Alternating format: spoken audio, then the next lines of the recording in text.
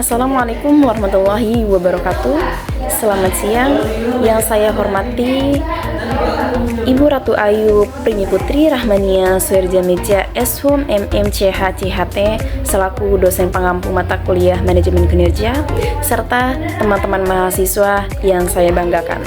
Perkenalkan, saya Husnul Hatimah dengan NIM 612012305994 dari Program Studi Manajemen Fakultas Ekonomi dan Bisnis Universitas Primagraha.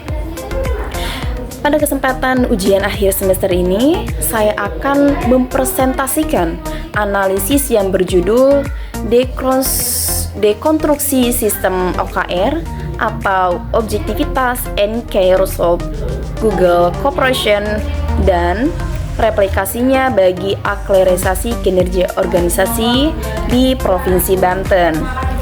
Nah, ketika mendengar nama Google, sebagian besar orang akan berpikir tentang mesin pencarian teknologi yang sangat canggih, serta perusahaan dengan fasilitas kerja terbaik di dunia.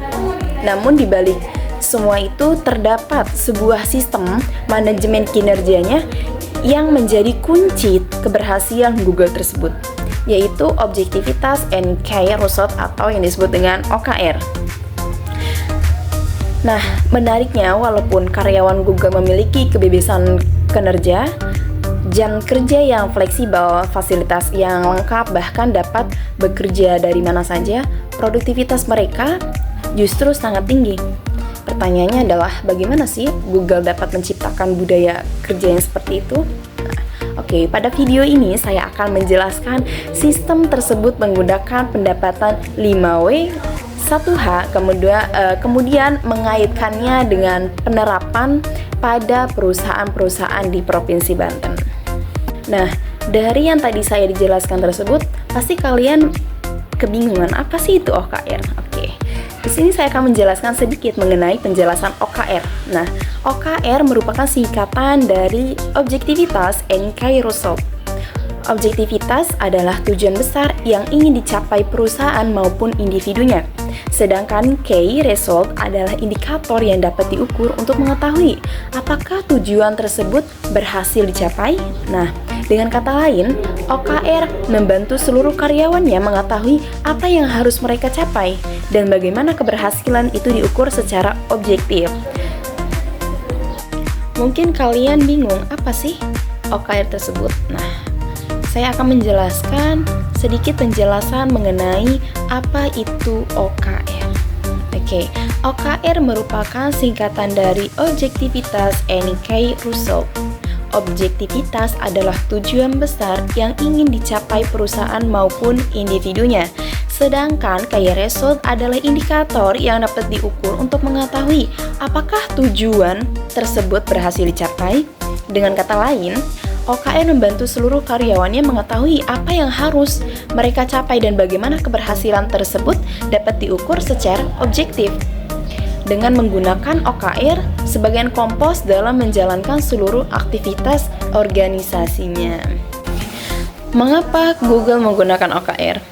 Oke, mengapa ya Google menggunakan OKR? Nah, Google memilih OKR karena perusahaan ingin membangun budaya kerja yang berorientasi pada hasil bukan aktivitasnya saja.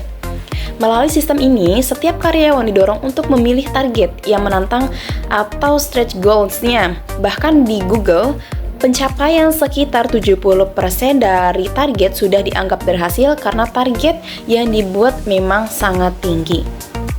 Dengan sistem tersebut, karyawan tidak takut mencoba ide baru maupun mengambil resiko dalam berinovasi. Hal inilah yang membuat Google terus berkembang dan mampu menghasilkan berbagai produk inovatif. Lantas siapa yang terlibat dalam sistem OKR? Oke. Yang terlibat dalam sistem OKR pertama kali diperkenalkan oleh Johan Doerr, kemudian dikembangkan di Google hingga menjadi budaya kerja. Yang menariknya adalah semua orang memiliki sistem OKR melalui dari CEO, manajer, hingga karyawan baru memiliki targetnya masing-masing. Bahkan sekitar 60% OKR berasal dari ide karyawannya sendiri atau pendekatan bottom up, sehingga setiap orang merasa memiliki tanggung jawab terhadap keberhasilan perusahaannya. Kapan OKR dievaluasi? Google melakukan evaluasi OKR setiap 3 bulan sekali atau setiap kuartal, kemudian dilakukan evaluasi tahunan. Evaluasi dilakukan secara transparan sehingga seluruh karyawan mengetahui perkembangan targetnya masing-masing. Yang paling menariknya, hasil OKR tidak secara langsung menentukan bonus ataupun gaji. Dengan demikian, karyawan lebih fokus menghasilkan inovasi dibandingkan hanya mengejar angka demi mendapatkan insentif. Di mana sih OKR itu diterapkan? Nah, di Google, seluruh OKR ditempatkan pada platform internal yang dapat diakses seluruh karyawannya. Semua orang dapat melihat target kerja rekannya, bahkan target CEO-nya. Transparansi ini menciptakan kolaborasi yang baik antara divisi sehingga seluruh tim bergerak menuju tujuan yang sama. Lalu bagaimana sih cara Google menjalankan sistem OKR sehingga tetap menghasilkan kinerja yang tinggi walaupun memiliki kebebasan kerja? Ada 3 hal utama. Yang pertama, sistem penilaiannya. Google menggunakan skor antara 0 sampai 1. Nilai idealnya berada pada kisaran 0,6 sampai 0,7. Apabila seseorang selalu memperoleh nilai yang sempurna, justru dianggap membuat target yang terlalu mudah. Sebaliknya, jika nilainya terlalu rendah, maka perlu dilakukan evaluasi strategi. Nah, yang artinya penilaian bukan untuk menghukum, tetapi sebagai alat pembelajaran. Yang kedua, keseimbangan antara kebebasan dan tanggung jawab. Google memberikan kebebasan kepada karyawannya untuk menentukan waktu dan tempat kerja. Namun, kebebasan tersebut harus dibayar dengan pencapaian target yang telah disepakati bersama.